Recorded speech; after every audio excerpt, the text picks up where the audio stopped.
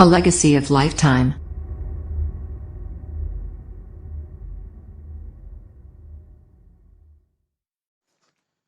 जय श्री राम दोस्तों, कैसे हैं आप सब। आशा करता हूं कि आप सब बहुत प्रसन्न होंगे, मस्त होंगे। और आज हमारे प्रधानमंत्री माननीय नरेंद्र मोदी जी ने एक 20 लाख करोड़ रुपए की पैकेज की घोषणा की है। कोरोना काल से निकलने के लिए चौथा लॉकडाउन बहुत ही अहम रहेगा। हालांकि इसमें बहुत सारी रियायतें भी दी जा रही हैं और इन्हीं रियायतों का हिस्सा ये 20 लाख करोड़ का पैकेज भी है। इस पैकेज को ध्यान में रख करके हमारी जो सरकार है मोदी जी के नेतृत्व में, उसने ये फैसला किया है कि हम सभी लोग राष्ट्र के प्रति अपनी जिम्मेदारी को समझते हुए आगे बढ़ें। इस समय पूरा विश्व एक वैक्यूम के दौर से गुजर रहा है। बड़ी बड़ी आर्थिक महाशक्तियां, सामरिक महाशक्तियां, उनको हमने धराशायी होते देखा है। चाहे विश्व की सबसे अच्छी मेडिकल सेवाएं देने वाले इटली, फ्रांस जैसे देश हों, अमेरिका जैसी महाशक्ति हो, चीन जैसी महाशक्ति हो, उन सब को धराशायी करके ये कोरोना आगे बढ़ रहा है। हालांकि हम और हमारा नेतृत्व इस मामले में प्रकृति और ईश्वरीय आशीर्वाद को लेते हुए उस हद तक इफेक्ट अभी नहीं हुए जो होने की संभावना थी, क्योंकि 130 करोड़ की जनसंख्या छोटी जनसंख्या नहीं होती। और दूसरी चीज ये है कि आज परिस्थितियां ये हो चुकी हैं कि तकरीबन 50 दिन हम लोग निकाल चुके हैं लॉकडाउन में। आर्थिक कार्यक्रम सारे स्थगित पड़े हुए हैं। तो अब धीरे धीरे आर्थिक स्थिति को भी ध्यान में रख करके राष्ट्र के प्रति हमारा उत्तरदायित्व बनता है कि हम आगे बढ़े। और विश्व में एक बहुत बड़े वैक्यूम को, भारत को अगर विश्व गुरु बनना है, ये हमारी और आपकी जो दिली इच्छा है, इसको अगर पूरा करना है तो इसके लिए भी हमें आगे कदम बढ़ाना होगा। घर बैठ करके कोई काम नहीं होंगे। तो इन बातों को ध्यान में रखते हुए आज हम सबको थोड़ा सा विश्व के पटल पे, विश्व के अलग अलग देशों की परिस्थितियों को ध्यान में देते हुए क्या डेवलपमेंट्स हो रहे हैं उस पर ध्यान देना पड़ेगा। इस वक्त अगर देखा जाए तो अमेरिका और चीन में अघोषित युद्ध चालू है, दुनिया की नंबर 1 महाशक्ति बनने का। परंतु कहीं ना कहीं ये सभी समझ रहे हैं कि चीन की जो ये चाल है ये उसके अपने लिए घातक सिद्ध हो गई है, क्योंकि चीन का पूरे विश्व में आज जो स्थान था उससे उसकी इमेज काफी इफेक्ट हो चुकी है। दूसरा, हर दूसरा संपन्न देश चीन को इल्जाम दे रहा है कि कोरोना उसके यहाँ से निकला। उसने न सिर्फ समय रहते चेताने की जगह उस वायरस की खबर को दबाने की चेष्टा करी। वर्ल्ड बैंक जैसी संस्था तक को उसने इफेक्ट करने की कोशिश करी। तो ये सारी परिस्थितियां चीन के विरुद्ध जा रही हैं।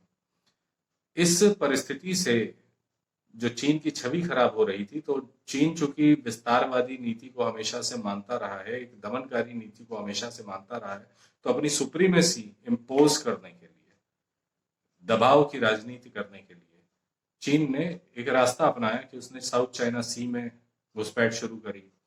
अभी 2-3 दिन पहले आपको खबर मिली होगी कि भारत और चीन की जो सीमाएं हैं उसमें भी लद्दाख में उनके लोगों ने घुसपैठ शुरू की। और तो और उसने अपने सबसे निकटतम प्रतिद्वंदी, जो भौगोलिक रूप से भी उसका सबसे निकटतम प्रतिद्वंदी है जापान, उसके भी शिनकोकू आइलैंड पे आक्रमण करने की कोशिश करी। हालांकि जापान की सामरिक शक्ति उस जगह पे बहुत अच्छी है, उसने उस आक्रमण को विफल कर दिया। परंतु ये आइलैंड इतना इंपॉर्टेंट है क्योंकि ये वो जगह है जहां से जापान चीन को परास्त कर सकता है, क्योंकि चीन के ईस्टर्न बॉर्डर और जितने भी महत्वपूर्ण शहर हैं वो उस जगह से, शिनकोकू आइलैंड से रेंज में है जापान के। जापान ने कभी भी इस जगह को अपने हाथ से नहीं निकलने दिया है। दूसरी बात यह है कि सामरिक तौर से इसकी महत्वता इतनी है कि चीन का जो आर्टिफिशियल आइलैंड्स चीन बना रहा है, वहां तक भी मारक क्षमता इस शिनकोकू आइलैंड से जापान को मिलती है। और जापान का साथ देने के लिए जापान के साथ एक 4 देशीय क्वाड ग्रुप की रचना की गई, जिसमें अमेरिका, जापान, भारत और ऑस्ट्रेलिया शामिल हुए। भारत और जापान की भी जो नेवल एक्सरसाइजेज होती हैं वो इसी शिनकोकू आइलैंड और इसके आसपास की समुद्री सीमाओं में होती हैं। तो ये इतना सामरिक रूप से महत्वपूर्ण स्थान था जिसपे चीन ने घुसपैठ कर करके अपनी सुप्रीमेसी इंपोज करने की चेष्टा करी। अब बात आती है कि जापान ने इसका सामरिक उत्तर दिया। पहले तो इस आक्रमण को उसने विफल किया। दूसरा इसने जो काम किया, बड़ा काम किया, वो ये है कि डबल एग्रेशन की नीति दिखाते हुए, वही डबल एग्रेशन की नीति जैसे चीन ने पहले ऑस्ट्रेलिया को दमन करने की कोशिश करी थी, पर ऑस्ट्रेलिया ने भी डबल एग्रेशन की नीति दिखाते हुए अमेरिका की जो 7th फ्लीट इस समय साउथ चाइना सी के दरमियान पड़ी हुई है, उसके सहयोग के लिए अपने 3 डिस्ट्रॉयर भेज दिए अमेरिका के साथ। हालांकि अमेरिका को उसकी आवश्यकता नहीं थी, अमेरिका की नेवी खुद में एक बहुत बड़ी शक्तिशाली नेवी है, पर फिर भी कुछ चीजें होती हैं जो इंटरनेशनल स्तर पे, अंतर्राष्ट्रीय स्तर पर आपके एग्रेशन को शो करती हैं। तो उसको शो करने के लिए, अपनी नाराजगी व्यक्त करने के लिए ऑस्ट्रेलिया ने अपने 3 डिस्ट्रॉयर्स भेज दिए। इस क्वाड ग्रुप के जापान और भारत भी सदस्य हैं, पर अभी तक भारत की और जापान की नीति डिफेंसिव नीति थी, पर जापान ने भी अपनी नीति को डबल एग्रेशन की नीति में तब्दील करते हुए अब चीन में मौजूद अपनी 400 कंपनियों को चीन छोड़ने का आदेश सुना दिया। ये 400 कंपनियां प्रीमियम क्वालिटी के प्रोडक्ट्स, दुनिया जानती है जापानीज टेक्नोलॉजी वर्ल्ड की टॉप टेक्नोलॉजी में आती है, वहां पे ये कंपनियों को त्वरित रूप से जब जापान को वो छोड़ेंगी तो वहां पे चीन में 10 लाख नौकरियों का संकट तुरंत गहरा जाएगा और उन कंपनियों के बाई प्रोडक्ट्स और सप्लायर्स चेन को इफेक्ट करते हुए आने वाले समय में बहुत जल्दी ही 15 लाख और नौकरियां जाएंगी। तो ये एक बहुत बड़ा ब्लो है चाइनीज इकोनॉमी के लिए। दूसरी चीज, दुनिया की बड़ी बड़ी कंपनियां चीन से बाहर निकल रही हैं। अब जापान और हिंदुस्तान, जापान और भारत के बहुत अच्छे संबंध हैं। जापान ने बाकायदे पैकेज घोषित कर दिया है इन कंपनियों को कि आप चीन से निकलिए और अपना स्थान परिवर्तित कीजिए, या तो वापस जापान लौटिए और या भारत को अपना अगला डेस्टिनेशन समझिए।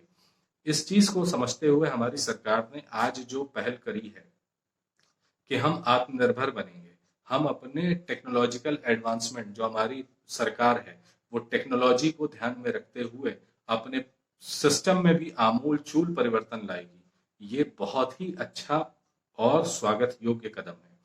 मेरे पिछले वीडियोस में भी मैं बताता चला आ रहा था कि जो हजारों कंपनियां चीन की स्थिति को डामाडोल मानते हुए वहां से निकल रही, भारत के पास एक बहुत बड़ा अपॉर्चुनिटी है ये कि वो उनको अपना बेस दे। दूसरी खबर निकल के आ रही है ब्राजील से। ब्राजील में विश्व की तीसरी सबसे बड़ी एम्ब्रायर एविएशन कंपनी थी। ये एयरबस और बोइंग के बाद, पहले नंबर पे बोइंग है, दूसरे नंबर पे एयरबस है, उसके बाद ब्राजील की ये एम्ब्रायर कंपनी आती है। ये दोनों ही तरीके के एयरप्लेन्स बनाती है जो कि सिविल एविएशन में भी काम आते हैं, मिलिट्री एविएशन में भी काम आते हैं, एग्रीकल्चरल और प्राइवेट एग्जीक्यूटिव प्लेन्स भी बनाती है। ये दक्ष कंपनी है, विश्व की टॉप कंपनियों में है। इसकी टेक्नोलॉजी को ट्विन इंजन पे बहुत लोग मान के चल रहे हैं और कई लाख बिलियन डॉलर का इन्वेस्टमेंट इसमें बोइंग करने जा रहा था। 80% शेयर्स बोइंग इसके खरीदने जा रहा था। तो इसकी कैपेसिटी आप समझ सकते हैं कि बोइंग जैसी कंपनी जब इतना इंटरेस्ट दिखा रही है और ये विश्व की तीसरी सबसे बड़ी कंपनी है तो क्या स्थिति होगी। पर कोरोना की वजह से अमेरिका बहुत बुरी तरह से इफेक्ट हो गया और बोइंग पीछे हट रहा है। यहाँ पे एक दूसरी अपॉर्चुनिटी भारत के लिए उभर के आई और इसको कैच कर लिया गया है। इस पे बातचीत, नेगोशिएशंस का दौर चालू कर दिया गया है, क्योंकि भारत ने भी अपने उड़ान प्रोजेक्ट के तहत लोकल रीजनल कनेक्टिविटी बढ़ाने के लिए कई जो है प्लेन्स खरीदने का निर्णय लिया था। परंतु जैसा कि आप जानते हैं कि इस सरकार की मेक इन इंडिया पॉलिसी है कि हम यहीं पे बनाएं और ये भारत को दोनों तरह की सुविधा प्रदान करेगी। सिविल एविएशन में तो तुरंत हेल्प करेगी, एचएएल को नई टेक्नोलॉजी को इन्फोर्स करने की कोशिश में मदद करेगी, और दूसरा इनडायरेक्टली कहीं ना कहीं ये मिलिट्री एविएशन को भी मजबूत करेगी, क्योंकि यहाँ पे इंफ्रास्ट्रक्चर, अब बात आती है कि इतना इन्वेस्टमेंट कैसे कर सकते हैं। तो इतना इन्वेस्टमेंट भारत के पास पब्लिक प्राइवेट पार्टनरशिप के तहत भी किया जा सकता है और इंडिविजुअली भी किया जा सकता है। यानी सरकार और प्राइवेट कंपनियां मिल करके भी कर सकती हैं और प्राइवेट कंपनियां इंडिविजुअली भी कर सकती हैं, क्योंकि इंडिया में मिलिट्री इन्वेस्टमेंट्स को बहुत ज्यादा ध्यान दिया जा रहा है। हालांकि अभी निकट भविष्य में थोड़ा सा रिट्रेंचमेंट आपको देखने को मिलेगा, परंतु फिर भी टाटा, रिलायंस, अडानी और महिंद्रा जैसी बड़ी कंपनियों ने डिफेंस प्रोडक्शन में अपने इंफ्रास्ट्रक्चर को मजबूत करने के लिए ये कदम उठाना शुरू कर दिया है। उन्होंने बड़ी बड़ी कंपनियों के साथ में, जो वैश्विक कंपनियां हैं जिनके पास ऑलरेडी इंफ्रास्ट्रक्चर और डिटेल्स मौजूद हैं, काम करती आई हैं, उनके पास एक्सपर्टीज मौजूद है, उनके साथ टाई अप करना शुरू कर दिया है। तो ये एक ऑप्शन यहाँ पे फिर खुल करके आता है। दूसरा, ये सारी चीजें सिर्फ एक कंपनी को ही नहीं है। एम्ब्रायर जब यहाँ पे आएगी तो जाहिर सी बात है, एक एविएशन कंपनी के साथ उसकी कई सब्सिडियरी सप्लायर चेन कंपनीज भी आती हैं, जैसे जिसमें इंजन प्रोडक्शन कंपनीज हैं, लैंडिंग गियर प्रोडक्शन कंपनीज हैं, और बहुत सारी कॉस्मेटिक सप्लायर्स होते हैं, जिनको भारत में अपने स्थायित्व को मजबूत करने के लिए भारत का सहयोग चाहिए होगा। और आज दबे लफ्जों में मोदी जी ने इस बात का भी उल्लेख किया है कि हम अपने पुराने सिस्टम में टेक्नोलॉजी ड्रिवन सिस्टम को डेवलप करेंगे। आने वाले समय में जो हमारी बिजनेस को बढ़ोतरी देने के लिए टेक्नोलॉजी ड्रिवन सिस्टम को हम मजबूत करेंगे। तो इससे भारत में न सिर्फ आर्थिक बल मिलेगा, बल्कि नई नौकरियों का भी सृजन होगा, विश्व में भारत का कद भी बढ़ेगा, और दूसरी चीज, जो भारत का निम्न वर्ग और मिडिल क्लास है उसको भी सपोर्ट करने के लिए टैक्स रिफॉर्म्स की भी बात की गई है। टैक्स रिफॉर्म्स का डायरेक्ट इनडायरेक्ट बेनिफिट हर व्यक्ति को पड़ेगा, चाहे वो किसान हो, चाहे वो छोटे उद्योग हो, एमएसएमई हो, या नौकरी पेशा middle class, upper middle class, lower middle class लोग हों। तो ये एक बहुत ही स्वागत योग्य कदम है भारत सरकार का, हमें इसका साथ देना चाहिए। और जैसा मैं पहले भी कहता आ रहा हूं कि भारत के लिए ये 21वीं सदी बहुत बड़ा रोल प्ले लेकर के आ रही है। भारत को अब एक रीजनल पावर से आगे बढ़ करके एक ग्लोबल पावर के लिए अपने कदम बढ़ाने चाहिए। इसकी जिम्मेदारी न सिर्फ सरकार की, बल्कि हमारे आपके जैसे हर पढ़े लिखे नागरिक की भी है, हर व्यक्ति की है जो भारत देश में भारत का नमक खाता है, कि हमें भी अपनी देश को डेवलप करने के लिए जो सहयोग ईश्वर, सरकार और ये परिस्थितियां हमारे सामने लेकर के आ रहे हैं, उसमें आगे बढ़ करके कंधे से कंधा मिला करके अपना 100% दें। ये अगर अपॉर्चुनिटी आने वाले 5 साल 10 साल दो सरकारों के दरमियान, 5-5 साल की दो सरकारों के दरमियान भी हम ये कर लेते हैं, तो आज 2020 है, मैं आज ये प्रेडिक्शन करता हूं कि 2030 तक भारत अपने विश्व की चौथी शक्ति से पायदान से उठ करके पहली या दूसरी पे भी अगर खड़ा हो जाए तो कोई बहुत आश्चर्य की बात नहीं है। 5 ट्रिलियन का जो टारगेट मोदी जी लेकर के चल रहे हैं, उसको भी अचीव करने के लिए ये एक पायदान साबित हो सकता है। तो आज की ये केस स्टडी इसीलिए मैं तुरंत लेकर के आया, क्योंकि ये सारी खबरें, ये सारी चीजें बहुत ही इंपॉर्टेंट थी, और ये रीजनल पावर शिफ्ट हो रहा है। ये रीजनल पावर शिफ्ट हो रहा है, जैसे वैश्विक पावर शिफ्ट हमेशा से होता रहा है, ये पावर गेम अब घूम करके भारत के पास वापस आ रहा है। भारत के पास एक अपॉर्चुनिटी है कि वो फिर से एक सोने की चिड़िया के रूप में अपने स्थान को बनाए, विश्व गुरु बने, और भारत की सभ्यता, संस्कृति और नियमों को आज विश्व देख रहा है, जान रहा है, समझ रहा है। तो हमारी ईश्वर से यही कामना है, आप सब के लिए यही शुभकामना है कि भारत शीघ्र अतिशीघ्र आगे बढ़े, तरक्की करे, और हम सब इसके सहयोगी बन पाए। तो आज इस केस स्टडी में आप सबके साथ इन विचारों को रखते हुए मैं मयंक श्रीवास्तव अपनी आज की इस विवेचना को यहीं पे समाप्त करता हूं। कल पुनः आपसे मुलाकात होगी एक नए विषय पर, नई बात पर, और हम प्रभु से ये कामना करें, अपनी कमर कसें कि देश की तरक्की में हम सब सहयोगी बने। जय हिंद, जय भारत, वंदे मातरम।